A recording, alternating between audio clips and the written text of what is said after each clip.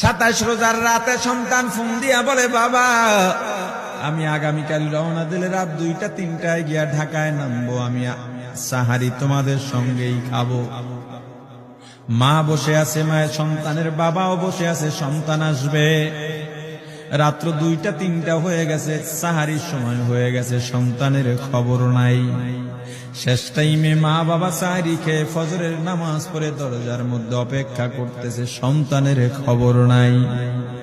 8টা, 9টা, 10টা বেজে গেছে, মায়ের মনটার ভালো লাগে না।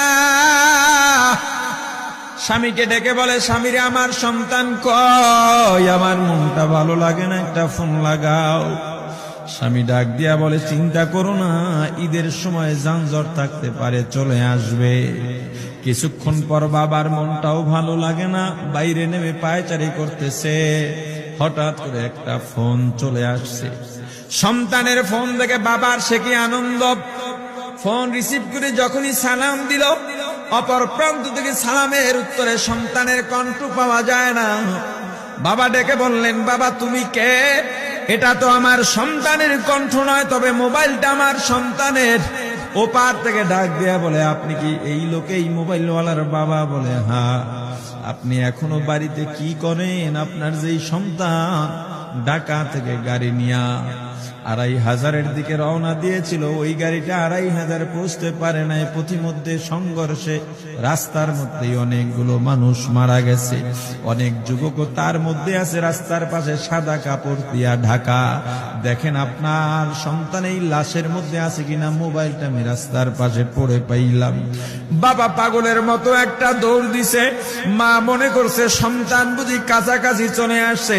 অন্যান্য সন্তানদের ডাক দেয়া বলে, তোরা কে, কোথায়, এদিকে আয়, তোদের ভাই বুঝি কাছাকাছি আসছে। আমার কলিজার টুকরা সন্তান, তোর বাবা যে আগায় আনতে গেছে, তাড়াতাড়ি নতুন চাদর বিছা, বালিশের কভার গুলো খুলে নতুন কভার লাগা, পানি গরম বসা, আমার সন্তান এসে গোসল করবে।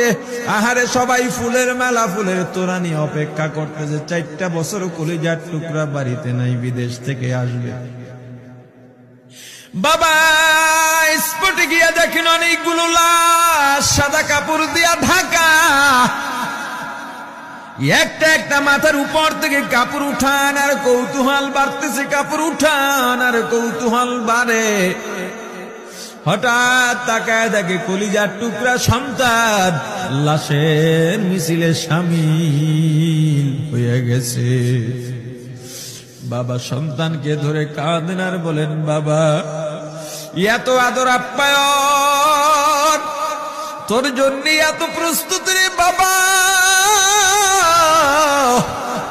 তোর মা তোর পথে বসে আছে রে বাবা, কি জবাব দিব বল? তুই যেদিন রওনা দিয়ে বিদেশ চলে গেলি, তোর মা সারা রাত ঘুমায় নাই, দরজায় গিয়া তোর পথের দিকে তাকা রইছি। কত রাত আমি মা আমি বাবা দেখলাম, তোর মা গভীর রাতে বিছানায় নাই। খুঁজতে খুঁজতে দেখলাম দরজায় গিয়া তোর মা কাঁদে। কত রাত তোর মা তোর জন্য নামাজ পড়তে পত্রে রাত্রটা নির্ঘুম কাটায় দিছে রে বাবা। কত রাত তোর মা তোর জন্য দোয়া করতে করতে নির্ঘুম রাত্র কাটায় দিছে। এই 4 বছরে 8টা ঈদ, ঈদের সময় আমরা নতুন কাপড় কিনছি, নতুন কাপড় পরছি। তোর মায়ের জন্য আমি নতুন শাড়ি এনে খাটের উপরে রাখলাম। ঈদের নামাজ পড়ে এসে দেখি কাপড়টা খাটের উপরেই আছে। তোর মা প্রথম ঘরেও নাই, মাঝের ঘরেও নাই, পেছনের ঘরেও নাই। খুঁজতে খুঁজতে গিয়া দেখি তোর মা কিচেন রুমে আছে। ওই নাস্তা নাড়াইতেছে, দুধ নাড়তেছে, দুধ উথলাইয়া পুইরা যাইতেছে, খবর নাই। আমি তাকায় দেখলাম তোর মায়ের 2 চক্ষু দিয়া টপ টপ করে পানি পড়তেছে।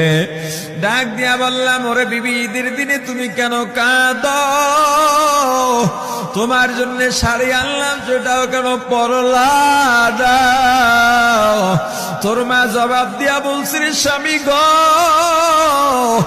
আপনার আপনারা যখন নামাজের জন্য রওনা দিয়া গেলেন, আমার অমুক সন্তান আপনার সঙ্গে যায় নামাজ দিয়া নতুন পোশাক পরে নামাজে রওনা দিয়েছে, কত সুন্দর লাগছে দেখতে। হঠাৎ করে তাকায় দেখলাম আমার কলিজের একটা মানিক আপনাদের সাথে নাই। আমার মনটার ভালো লাগে নাই। আমি ফোন দিলাম আমার মানিকের কাছে।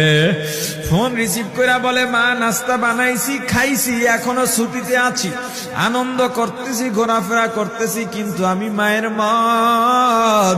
আমি বললাম, বাবা তুই আমাকে পেটে ধরিস নাই, আমি তোকে পেটে ধরছি। আমাকে খুশি রাখার জন্য কত কথাই না বললি। ঈদের টাকা পাঠাইলি, তোর টাকা দিয়া তোর বাবা জামা কিনছে, তোর ভাইরা জামা কাপড় কিনছে, তোর টাকা দিয়ে পরিশ্রমের টাকা দিয়ে আমার শাড়ি কিনছে, গহনা কিনছে, কিন্তু তোর পাশে আমি হাতুড়ের বাড়ির শব্দ কেন পাই? আমার সন্তান বলতে চায় না, পরে বলে, মাগো কাজ করতে আসছি, টাকা নিয়ে কাজ করি, ঈদের দিনেও আমাদের ছুটি দেয় না। ওরে স্বামী বলে, ঈদের দিনেও যেই সন্তান কাজ করে, এই শ্রমের টাকার শাড়ি আমি মা কেমনে পরব রে? ওরে বাবা, আজকে তুই আসবি, খবর শুনে তোর মা এক সপ্তাহ আগের থেকে ঘুমায় না, তোর জন্য কত রঙের পিঠা বানাইছি, তোর জন্য কত আয়োজন, আমি তোর মাকে কি বলবো বাবা বল। বাবা সন্তানের লাশ অ্যাম্বুলেন্সে উঠে বাড়ির দিকে রওনা দিছে। আহারে বাড়ির কাছাকাছি আসছে, এদিকে মা দরজায় গিয়ে অপেক্ষা করতেছে, গাছের আড়াল দিয়া পথের দিকে তাকায় আছেন। দেখেন একটা গাড়ি আসতেছে, মায়ের সে কি আনন্দ, বাড়ির মধ্যে দৌড় দিছে, তোরা কই তাড়াতাড়ি আয়, ফুলের মালাগুলা নিয়ে আয়, গাড়ি এসে পড়ছে। বাড়ির দরজা দিয়ে যখন অ্যাম্বুলেন্সের হরেন দিয়া ঢুকতেছে, হুইসেল দিয়া ঢুকতেছে, মা একটা চিৎকার দিছে, ওরে এই মরণ গাড়ি আবার বাড়ি কেন, কার কপাল পুরুষে?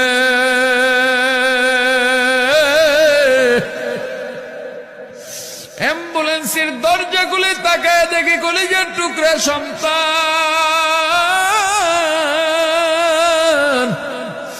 এমন ঘুমাইছে, আর জীবনেও উঠবে না। মা কাঁদেন আর বলেন, ওরে বাবা এটা তোর বিছানা নয়, নতুন চাদর বিছাইছি। বোন কান্দে আর বলে, ভাই আরে তোর জন্য ফুলের মালা পরাইছি, ফুলের মালা বানাইছি, একটু মালা পরাবো। মা ডেকে বলেন, রে সন্তান, 4টা বছর আমি তোর মা ডাক শোনার জন্য অপেক্ষা করছি, তোর জন্য গরম পানি করছিলাম, গোসল করবি, সেই গরম পানি যে তোর জীবনের শেষ গোসল হবে বুঝি নাই। ওরে পর্দালের মাগো, আর কোন ভাষায় বুঝাইলে বুঝবারে মা, দুনিয়ার জীবনটা ক্ষণস্থায়ী। এই দুনিয়ায় নাফরমানি করা যাবে না, এই দুনিয়ায় নাফরমানি করা যাবে না, অহংকার দেখাবার কিচ্ছু নাই। এই দুনিয়া ছেড়ে যাওয়া লাগবে। আল্লাহ এত দয়া করছেন, মায়া করছেন, ওই আল্লাহর সঙ্গে নাফরমানি করো না রে ভাই, ওই আল্লাহর নেয়ামতের অশুকরিয়া করো না। আল্লাহর নেয়ামতের শুকরিয়া আদায় করো, দুনিয়ার সব মোহ ত্যাগ করো, দলের মায়া ত্যাগ করো, দুনিয়ার মায়া ত্যাগ করো। এ আওয়ামী লীগ বিএনপি যারা করো, ক্ষমতায় যারা বারবার যাও, ক্ষমতায় তোমার দল গেলেই তুমি দাপট দেখাও। যুবকরে তোর 2টা পা ধরা লাগলেও পা ধরো রে ভাই। এই ক্ষমতা কিচ্ছু না, দাপট কিচ্ছু না, ওই কিয়ামতের ময়দানের নাজাতের চেয়ে বড় দাপট আর কিচ্ছু নাই। আল্লাহ রক্ত দিছেন, আল্লাহ জীবন দিছেন, আল্লাহর এই রক্ত আর জীবন দুনিয়ার কুফরি পুঁজিবাদী কুফরি গণতন্ত্রের জন্য দিস না। এই রক্ত আল্লাহর জন্য রাখ, এই জীবন আল্লাহর জন্য রাখ। আমার রাসূলের সুন্নাত দিয়া নিজেকে মোড়াইয়া নে, নিজের জীবনটা গড়াইয়া নে।